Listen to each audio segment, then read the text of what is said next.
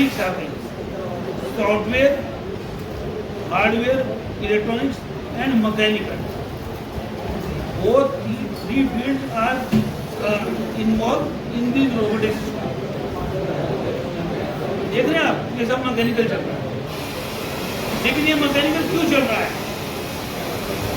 ये समझने वाली बात है। आप किसी मैकेनिकल क्यों चल रहा है, एक इलेक्ट्रॉनिक सर्किट के थ्रू इलेक्ट्रॉनिक सिस्टम क्यों चल रहा है, एक सॉफ्टवेयर, तो तीनों चीजें चलती हैं।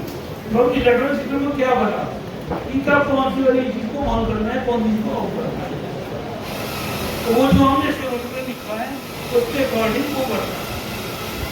ये है हमारा robot. A very good afternoon one to all.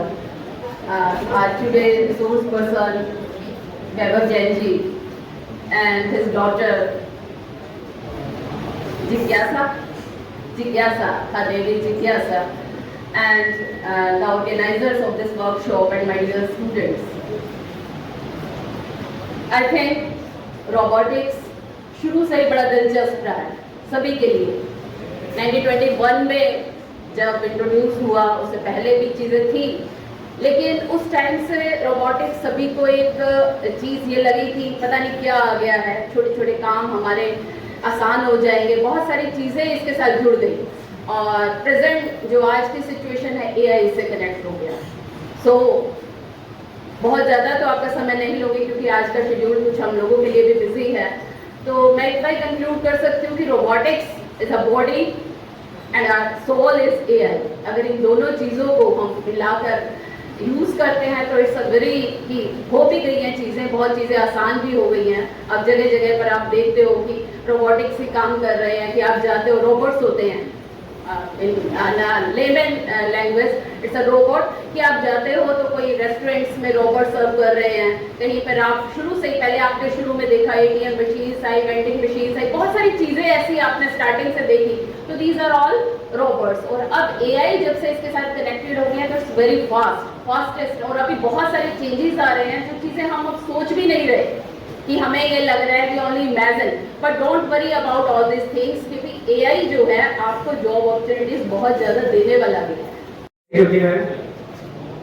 Respected Director Ma'am, our speaker Vaibhav Jain ji, Dr. Kamal sir, Suryakant ji, all faculty member and dear students, आज आपके लिए सेशन कंडक्ट कराया गया एम्बेडेड सिस्टम और MATLAB को लेके। तो मुझे लगता है आपने एम्बेडेड सिस्टम से कुछ ना कुछ सीखा होगा। और अगर बात करें एम्बेडेड सिस्टम की, ये सिर्फ आपकी इंजीनियरिंग की एक ब्रांच रिलेटेड नहीं है। आपने बहुत सारे एग्जांपल देखे, चाहे इलेक्ट्रिकल हो, मैकेनिकल हो, सिविल हो, कंप्यूटर साइंस हो, सब कहीं ना कहीं एम्बेडेड सिस्टम से जुड़े हुए हैं। आप अगर कुछ जनरेट करना चाहते हैं, अपना आइडिया लाइए, उसको इम्प्लीमेंट करिए, प्रोजेक्ट बनाइए, उसको आगे तक ले जाने का काम हमारी संस्था भी करेगी, हम भी करेंगे। तो आप आइडिया लेके कुछ ना कुछ इम्प्लीमेंट करिए।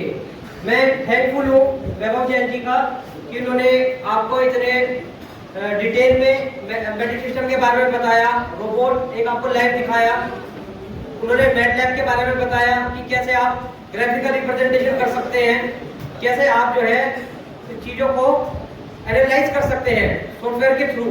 तो आप लोग इस पर काम करें, और मैं बहुत बहुत धन्यवाद करता हूँ सभी टीचर्स का और सभी स्टूडेंट्स का कि आपने इसको सुना।